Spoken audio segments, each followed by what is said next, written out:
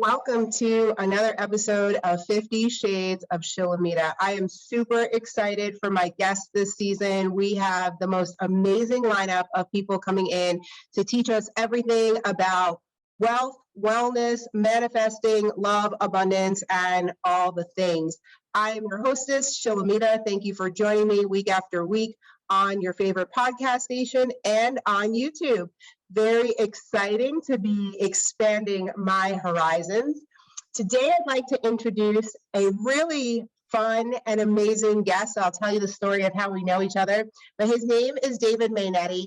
He is a triple board-certified acupuncturist, a Chinese herbalist, and Oriental Medicine practitioner with over 25 years experience in integrative health and well-being. David is a scholar of the Daoist thought and expert provider of a wide variety of classical arts, including acupuncture, acupressure, herbal medicine, aromatherapy, Eastern nutrition, reflexology, massage, bodywork, qigong, yoga, meditation, Feng Shui, Jing, palmistry, and astrology. David attained his master's degree in Honolulu, Hawaii, where I'd like to be right now. He also studied Qigong and Daoist principles with Master T.K. Shi in New York and Daoist cultivation practices with Healing Tao USA senior instructor Ron Diana in New Jersey. David's teaching style is fashioned from the history of these rich lineages and their ability to provide you with an innovative roadmap towards success, well-being, happiness, and peak performance.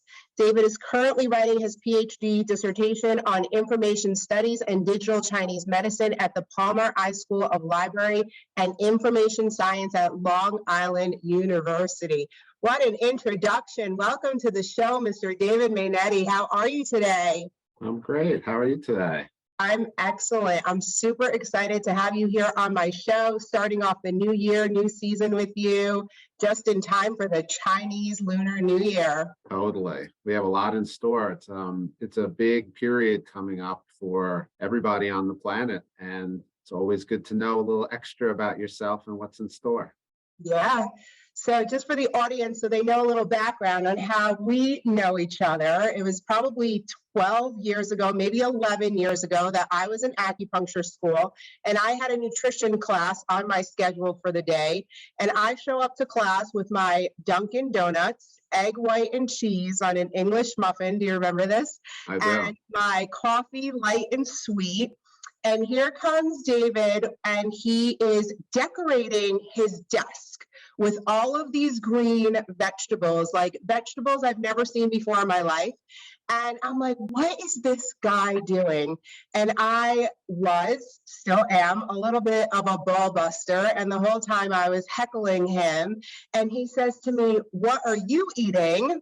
And can I tell you that that was the last day I ever ate an egg white and cheese on an English muffin. I think it was the last time I ever ate at Dunkin' Donuts. You opened my eyes wide open. I had no idea how nutrition worked in the body, how important it was to eat fruits and vegetables, and the chi, the energy that comes off of food. So I'd love to start there if you want to help me out and help the audience to understand a little bit about nutrition and what they should know, what they should look for, and what they should do. Sure. I think nutrition is, a real lifelong journey that starts for some folks, very young, for others later in life. Sometimes it's tied into, maybe a crisis or an illness or an injury or something to that extent. But, that phrase that we are what we eat, I think is, very important to understand, particularly, after the pandemic and everything that's gone on.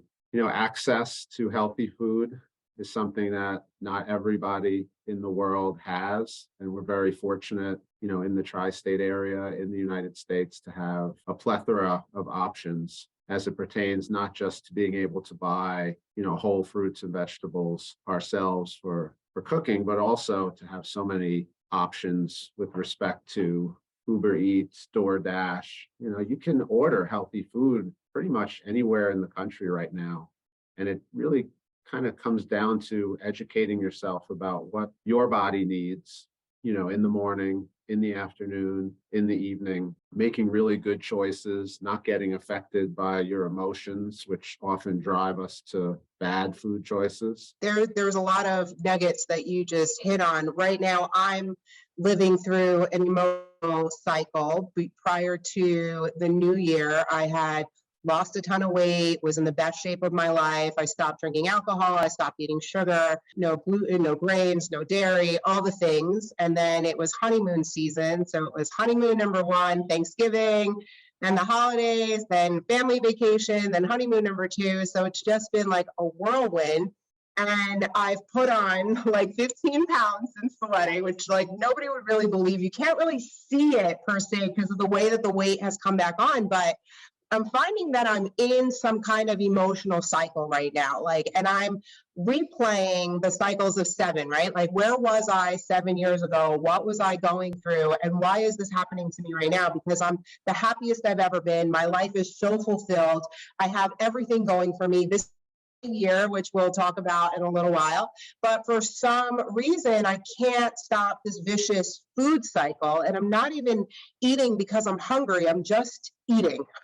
And, there's this whole thing for me with seasonal depression. It's so cold here, but I wasn't even here half the time. So I can't even really make this the excuse. But maybe you can touch upon that a little bit, because I'm sure a lot of my audience is an emotional eater or are going through cycles and they don't even understand what that is. Yeah, no, I think the holidays really bring up a lot for folks, preparing for them, going through with them, and then, the kind of lull that takes place after they're done. And we've got this horrific winter ahead of us to deal with no holidays, no vacation days, other than if you can get away for a break when the kids are off and stuff like that. So I think you're not alone in terms of how you feel right now. I mean, that's really why they call it dry January. It's this idea that, January is the time to make some of those changes and to really start your year off as best as possible. I think cutting out alcohol is great. I think it's boring though. So I think you have to be careful of, what you're trying to get out of things. And again, not really being too hard on yourself, right? I think it's crucial. And to also forgive yourself when you don't meet your goals and you have to eat something that maybe wasn't part of your plan. I think that's the biggest thing that I'm working through right now is the judgment of self, because the discipline I have, it's when I put my mind to it, the discipline is there. I went through wedding season sober, bachelorette party, completely sober. The DJ called me 2 days after my bachelorette party. He's like, I'm just checking in to see how you're recovering, because I was dancing on tables and going nuts. And I'm like, I was totally sober. He was like, what? He's like, you were dancing like that, totally sober? And so it's you said it's no fun, and you can still find the fun, right? But it's definitely more fun with the drinking. So then it's finding the balance. So any tips for people on how to stop that emotional cycle of the self-loathing and speaking to yourself poorly? Yeah, I mean, you have to love yourself first and foremost, and you have to be patient with yourself, and you have to remember that you're part of a greater society that is built on you making oftentimes the wrong choice, right? If you look at what type of food is advertised on television, it's not the good stuff generally, it's the really bad stuff. And that's just this capitalistic society we live in, and you have to be able to look through some of that, and take it for what it is, and realize, one of the things I do, and I think it's important, is, you can have days where you're really on, days where you're really off, days where you're kind of neutral. And I think that's really important. If you're like a 9-to-5 type of worker, that Monday is a very important day to kind of set the tone for the week. If you're somebody who works, let's say in hospitality on the weekends, your day might not be Monday. Your day might be, you want to start your Friday off correctly. So I think your life is very important to design your food plan around. So your class, that class where you decorated the table with the greens, that has stuck with me forever. I tell those stories a lot. So you're in my teachings often. And, you made it very clear that day to me that breakfast that I was eating, the egg white and cheese on an English muffin, was not alive, right? Like there was no chi energy in that. And I really didn't understand that. I was in acupuncture school and had no idea about how energy works. And so can you cover with us a little bit why fruits and vegetables are so important and what's happening in our society right now? I don't know if you saw the government release. I don't even know if it's real or not, but it's circulating around right now where Lucky Charms is healthier than a steak. Yeah, definitely. But I will tell you that in my dissertation research, you can design a study to prove anything you want. I can Right. design a study that proves your lamp to the left of you is a talking human, and I could probably get someone to publish that if I wanted to. So And that's science, right? science, quote unquote. Yeah. Right. So I think, and whenever we talk about energy, that's the main problem with chi and with prana, with mana, is that, it doesn't meet the scientific model of being able to be seen or measured or tested. It's something that we feel. And, all these ancient cultures all have in common the fact that there's this energy inside us, inside all living things, that provides life for us. I love it. So another huge imprint that you made in my life is the whole discussion of Feng Shui, which I'm sure that there's people that are watching or listening that have never heard of those terms before.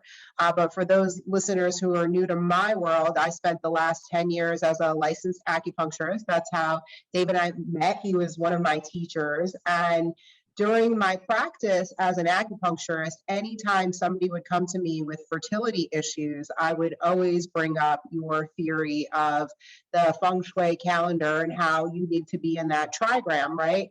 And so I would always let the patient know that if there is a blockage or it's emotional, that we'll be able to get you pregnant pretty quickly. In my practice, I also found that there was always a food issue there, right? Like my patients who ended up going gluten-free, dairy-free, they always had a better chance of getting pregnant than those that didn't. But you always hear those cases of people who try IVF, they try getting pregnant 7, 8 years, and it doesn't work for them at all. And then 11 years later, they end up getting pregnant.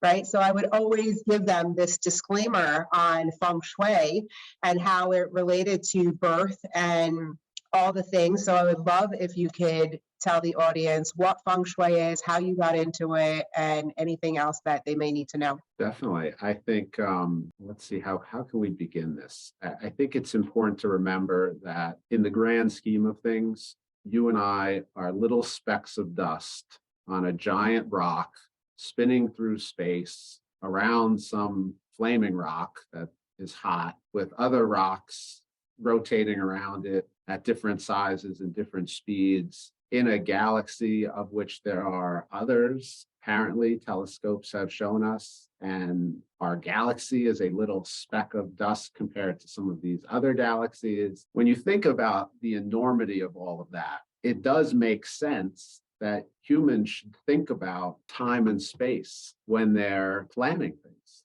right? And, the easiest way to kind of talk about this is we know that the moon governs the tides of the ocean, right? And you, as a human, are 2/3 water inside you. So just that one relationship with the moon is clearly going to affect your body each and every month as we move from new to full to new to full. It completely ties in with menstrual cycles and with fertility. The ancient Chinese fertility model was always counting the lunar dates in accordance with your cycle to try to figure out the best times for conception and so on and so forth. But this idea that we're subject to our surroundings, to nature, to the environments we build, with human creativity, these beautiful skyscrapers, these beautiful cities. I mean, some people say that's not natural, but it's built by a human being with creativity in mind. So it's actually very natural. Energy just recycles itself. We need to eat things that are energetic, right? Like me never eating an egg white and cheese on an English muffin again, because there was no energy in that. It was microwaved eggs with fake processed cheese and wheat gluten, right? And then It's a matter of allowing for the energy to flow in your home. So if you live in a lot of chaos and clutter, which, by the way, when I was on food stamps and my life was miserable and I was 250 pounds, that was me. I was a cluttered chaos mess. I lived in a small 2-bedroom apartment. You couldn't move because there was stuff everywhere. And so that's the way that a lot of people live. We feel like acquiring things somehow makes us feel better, but the acquirement of things is actually preventing you from getting to the next level because the energy is not moving through to open you up to that, right? Well, think about it, right? We're made up of molecules, right? If you break yourself down to the molecular level, you're mostly empty space. Right? There's protons, neutrons, and electrons at that atomic level that you are created from, and you are existing at that state. You microscope down all the way to your real building blocks of life, you're almost all empty space. So why would you want to clutter your living space if your natural existence is free and open and, you know, empty as well? And I think that's always a really fascinating way to look at this, is that I'm going to go down to this molecular level of myself and compare it to my living space and see how I'm the same or how I'm different and see what kind of changes I need to make. Because most people, from a Feng Shui perspective, just need to get rid of the stuff that doesn't serve them anymore. Right. And it's so easy and it's fun, but there's this connection people have with material things that oftentimes is associated with negativity. And I think it's important to recognize that and to say, hey, I don't need these things. Hey, I need this fireplace. This fireplace is going to bring me great joy, right? I need to have that. I don't need all these clothes. Somebody else may look at my clothes and say, wow, I really need these clothes. And not only are you clearing out your space, you may actually be fulfilling somebody else's space, which then creates that karmic energy to come back to you tenfold. Right. And now all of a sudden you're multiplying your luck and your energy in all different ways. Well, here's something else that I started doing a few years ago, and I highly recommend it to people because we are living in a society of credit cards and, you know, plastic. And so I make sure to have cash and to take out cash every so often, and I hide it in different places. And so every time I find money, I get super excited and I say, thank you, universe, for the abundance of money that you're sending my way. And so this weekend in my closet has been like treasure. And my assistant this morning was like, you were so fun this weekend because every time you're like, I found money. And so I do this in my car. Like I do this, I stuff money in my coat pocket. So a couple of days ago, we cleaned out the coat closet and we went through all the coat pockets and I think I found like $400. Awesome. And it was like the joy. I mean, you can see it on my face right now, like just thinking of the whole experience of receiving money, right? And so if you're trying to attract money, it's important to like go to the bank and take out some cash money. Touch it, feel it, like have it in your presence, because using a credit card just isn't the same. It doesn't give you that same feeling of abundance. You know, when you're outside and you find $20 on the ground, it's like joy, you know, the joy meter goes up. So I literally set myself up to have these magical moments, and I feel like it attracts a lot of abundance into my life. And I love what you said about, you know, when you give, you know, a lot of things were like, should we throw this away? And I'm like, you know what, I'm not going to throw it away because somebody else may take this, like somebody's garbage is somebody else's treasure, literally, right? So it's like, I feel like if I hand it off and you don't want it, you could throw it away, but you might be able to do something with it. And so try not to trash things, but make sure to get rid of them right away, right? Like don't stash a pile of stuff that you want to get rid of and then let it sit there for the next 3 weeks. My goal is to try to do this clean out before the lunar year sets in. 3:53 p.m. on Saturday. You got a few days left. Awesome. And what's interesting, just as a comment to what you just said, money is always going to be the symbol of wealth because it passes through so many hands, right? Your credit card is yours. And now without even having to give it to a cashier or anything anymore, you're really the only person touching that card. Whereas money, you know, there's a cool website where they track bills across the country and across the world. Money has chi because it touches so many people. Right. And it's fascinating when you think about it. A cashless society really misses that exchange of wealth energy. Right. When that money passes hands back and forth, goods are provided, services are provided. That's an important thing that I think is important to keep going and to instill in the kids. You know, I Yeah. always tell my children, always have cash on hand, always stash money, in your house. Just to add this, the wealth cycle center of the house in 2023 is the south. So if you want to hide money in your house this year, put it in the south section of your home. Okay. And it'll give back more than it's valued at throughout the year. I like that. Okay. I just mapped out the house too. So I'm going to put in some of these practices. So the New Year starts on January 21st, right? Yes. That's this Saturday. So this is going to air next week. So I read somewhere that the Lunar New Year goes up to 30 days. Is that how it goes, or? Yeah, the whole first month, the lunar phase from new to full back to new is considered like that, the beginning of the year. So the first month is always, in China, a lot of folks are migrant workers. They'll come home once a year, and the time they come home is for the Lunar New Year. Whereas in our country, it's more centered around Christmas, Hanukkah type of events. In Asia, it's always around the Lunar New Year. So folks come from great distances. They stay in their house for a few weeks. So it's that whole beginning part of the year. And it's based on where you are on the planet and when the new moon happens. So in New York, we're 3:53 p.m. on January 21st, but in Asia, it's January 22nd, when they're celebrating the new year. So it's always based on the moon and the phase, and you don't want to get your hair cut on the Chinese New Year. They say when you cut your hair, you cut your fortune. So make sure you get all your salon work done prior to Saturday. Okay.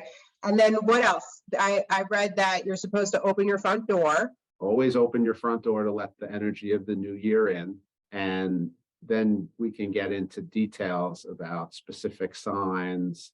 Some signs are going to have good luck this year. Some signs are going to have to be mindful of dangers and be more protective in nature. Depending on the direction of your front door of your house or of your office, kind of invokes the energy for that space for the year as well.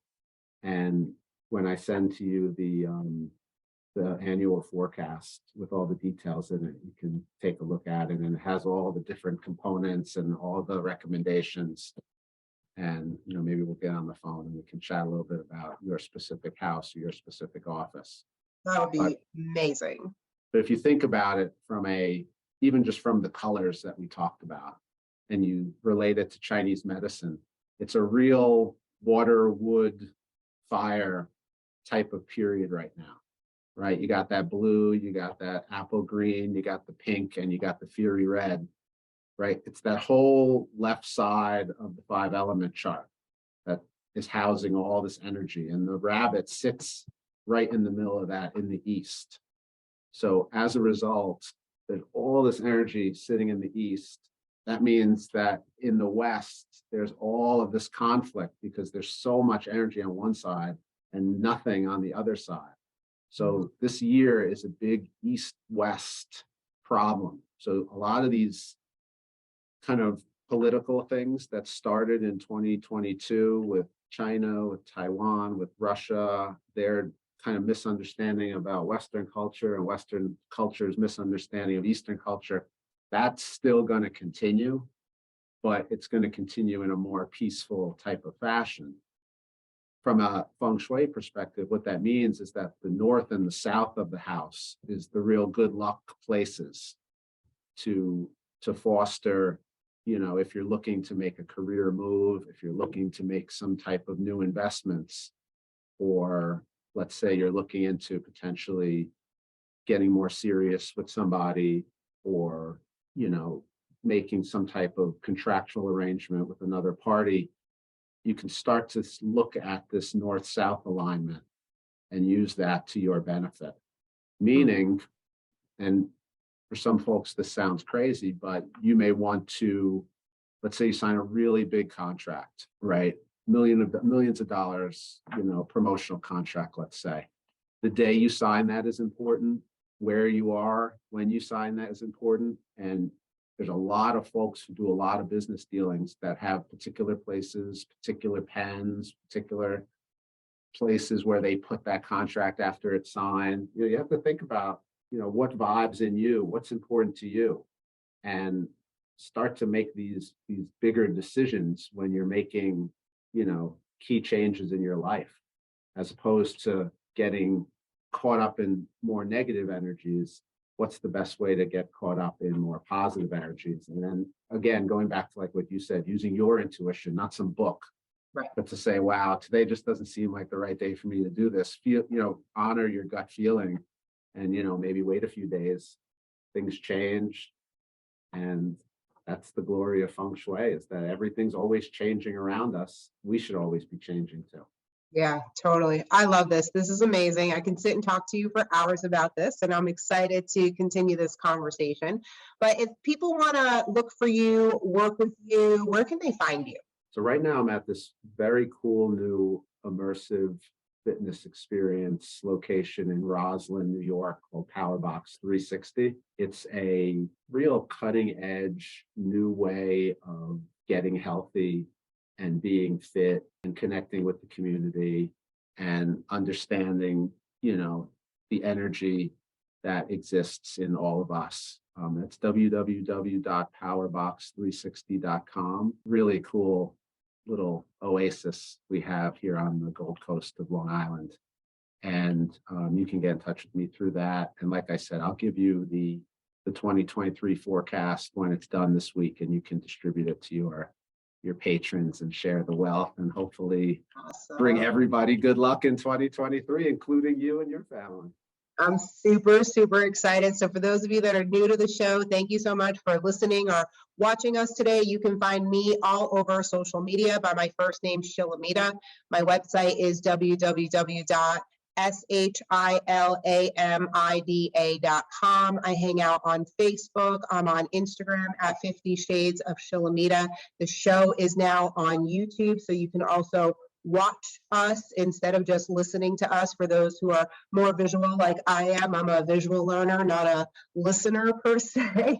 I'm really excited to see what's in store for us this year. For anybody that wants Mr. Mainetti's forecast for the year, reach out to me on social or through the website, and we'll be sure to get that to you.